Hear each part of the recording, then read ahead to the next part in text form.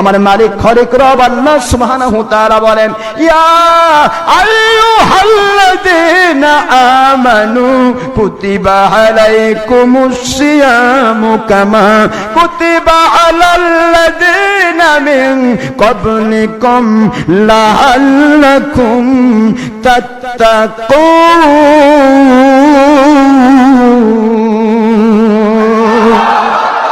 কুরআন শরীফের সূরাতুল বাকারা দ্বিতীয় নম্বর সূরা, দ্বিতীয় নম্বর পারা, সূরাতুল বাকারা মদিনায় অবতীর্ণ সূরা, 183 নম্বর আয়াত শরীফ।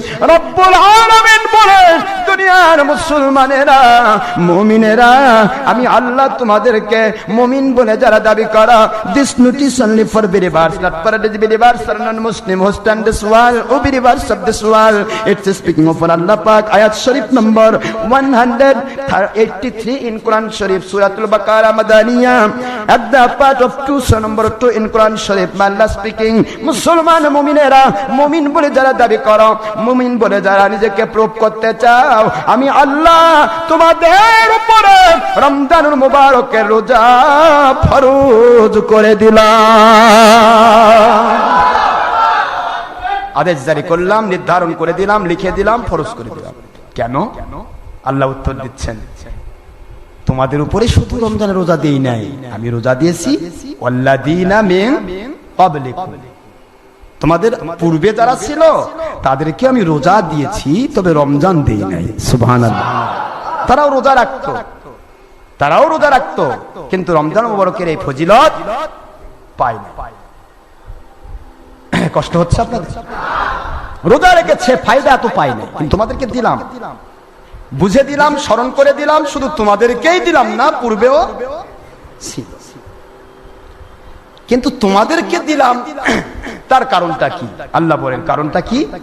লাআল্লাকুম তাত্তাকুন, যদি রমজানুল মুবারকের পরিপূর্ণ হক আদায় করতে পারো, এই রোজাগুলো পরিপূর্ণভাবে কমপ্লিট করতে পারো, রমজান মুবারকে রোজা রেখে চুরি না করা, ডাকাতি না করা, খুন না করা, রাহাজানি না করা, মানুষের বিরুদ্ধে শয়তানি না করা, মানুষের বিরুদ্ধে কোনো ক্ষতিকারক কোনো ব্যবস্থা না করা, রমজান মুবারকে রোজা রেখে হারাম কাজ, ছবি না করা, ভিডিও না করা, টিভি না করা, সুদ না খাওয়া, ঘুষ না খাওয়া, কি বলেন আপনি, জেনা না করা, চুরি না করা, মানুষের ক্ষতি না করা, এক কথায় জাতীয় ইসলামের কোনো ক্ষতি করবে না। এটা যেমন তুমি রোজা রেখে করেছো, চিন্তা করে দেখো রোজা ছাড়া কত গুনাহ করেছো, রোজা রেখে একটি গুনাহও করতে পারছো না। এটার একটাই কারণ, তুমি তোমার আল্লাহ রব্বুল আলামিনকে ভয় করেছো। আল্লাহু আকবার। আল্লাহ রাব্বুল আলামিন বলেন, রোজা যদি রাখতে পারো, রোজার জন্য আমি তোমাদেরকে মুত্তাকি বানিয়ে দিব, পরহেজগার বানিয়ে দিব, আল্লাহওয়ালা বানিয়ে দিব। যেই মুত্তাকি হলে দুনিয়াতে গয়বি মদদ পাওয়া যায়, আসমান জমিনে রহমতের দরজা খুলে যায়, বরকতের দরজা খুলে যায়, শান্তির দরজা খুলে যায়, আখিরাতে তাদের জন্য 2টি জান্নাতের নিয়ামত দান করা হয়। Allah speaking of believers of this world, I shall must open all kinds of door of face of this world and the sky for my believers and my religious and hadithic and Quranic facts must man not for the believers. It's speaking of Allah Pak, ayat Sharif number 96 in Surah Al-Araf, at the part of 8 Surah number 7 in Quran Sharif. Allah speaking, my Allah speaking, walau anna ahlal Qur'an amanu wattaqaw lafatahna alayhim barakatim minas samai wal ard. Allah.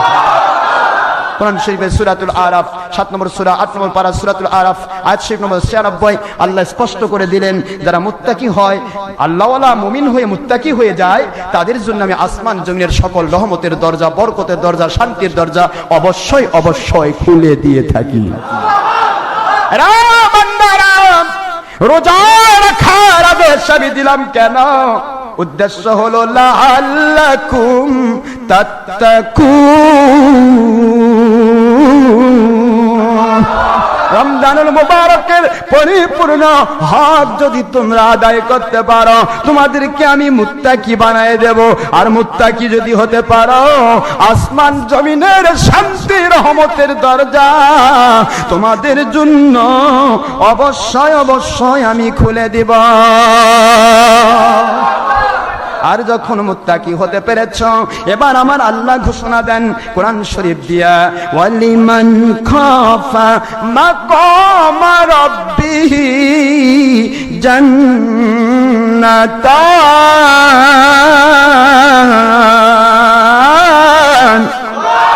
ফাবিআইয়ি আলাই রাব্বিকুমা তুকাযযিবান।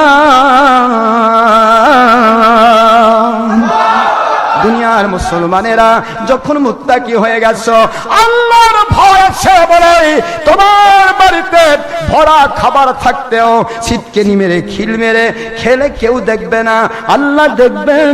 এই ভয়ে তুমি খেলে না, পানির অথাল তলদেশে ডুব দিয়া তোমার পানির তৃষ্ণা মিটাতে পারতে, কিন্তু ওখানে দুনিয়ার রাজা বাদশা দেখবে না, দুনিয়ার প্রশাসন দেখবে না, মৌলবি মুন্সি দেখবে না, আমি আল্লাহ রাব্বুল আলামিন দেখব।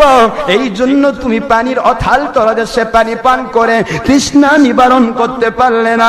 বান্দারা, এই ভয়টা আমি আল্লাহ কবুল করে নিয়া তোমাদেরকে মুত্তাকি বানায়া দিয়া তোমাদেরকে আমি দুইটি জান্নাতের মালিক বানিয়ে দিব। তাহলে আল্লাহ রাব্বুল আলামিন বললেন, কেন রোজা দিলাম? জুলুম করার জন্য নয়, তোমাদের শারীরিক অ্যানাটমি, অটোমেটিক নার্ভাস সিস্টেম বা স্পাইনাল কর্ড সমৃদ্ধ এই সুন্দর বডিটাকে সুস্থ করার জন্য, লংজিভিটি বাড়িয়ে দেওয়ার জন্য, পার্টসগুলিকে সার্ভিসিং করার জন্য, আর তোমাদেরকে মুত্তাকি বানিয়ে তোমাদের জন্য আসমান জমিনের শান্তি রহমত বরকতের দরজা খুলে দেওয়ার জন্য, আর আখিরাতে দুইটি জান্নাতের মালিক বানানোর জন্য। তাহলে রোজা রাখতে বলা, আল্লাহর আদেশটা দেওয়া, এটা আল্লাহ পাক দয়া করেছেন, ইহসান করেছেন, ঠিক না? ঠিক করে বলুন। তাহলে এইটা যদি আমরা না বুঝি, তাহলে তারা বলে ও খাবার আছে সবাই, যার খাবার নাই, গ্রামে অনেকে বলে চোর আছে, যাদের খাবার নাই তারা রোজা রাখবে। মন খারাপ করছেন আপনারা না? এরকম কিছু লোক আছে। কিন্তু আমরা বলছি যে আল্লাহ যে আপনাকে ভালোবেসেছেন বলে আপনি এই বড়দিনে রোজা রাখতে পেরেছেন, তাকে সম্ভব, তাছাড়া কি সম্ভব ছিল ভাইজান? সকালবেলা যদি 8টার নাস্তাটা যদি 11টা বেজে যায়, মেজাজ ফায়ার হয়ে যায়। অনেকে আছেন এরকম, এর উপর ভিত্তি করে বিবির উপর জুলুম পর্যন্ত করে, এরকম লোকও আছে। এই 8টার সময় নাস্তা হওয়ার কথা, সে নাস্তা তুমি ব্রেকফাস্ট দিচ্ছ 11টার সময়, মেজাজ খারাপ করে ফেলে, ওর ভিতরে জ্বলে যাচ্ছে, পানির তৃষ্ণায় ক্ষুধা পিপাসায় সে হয়রান হয়ে যায়। আমার মালিক বলেন, একটু কি চিন্তা করেছো? তুমি রোজার নিয়ত করেছো, বিশাল বড় ডে। জার্মানিতে এখন দিন হচ্ছে 19 ঘন্টা, 19 ঘন্টা দিন, বাংলাদেশে 14 ঘন্টা। এই 14 ঘন্টা দিন খেয়েছো কখন? হয়তোবা তুমি সেই আগারাতে খেয়েছো, পিছন রাতে খাওয়ার সময় পাওনি, উঠে গেল, বেলা উঠে গেছে, নামাজের সময় তারাবি ফজর নামাজের সময় হয়ে গেছে, খেতে পারলে না।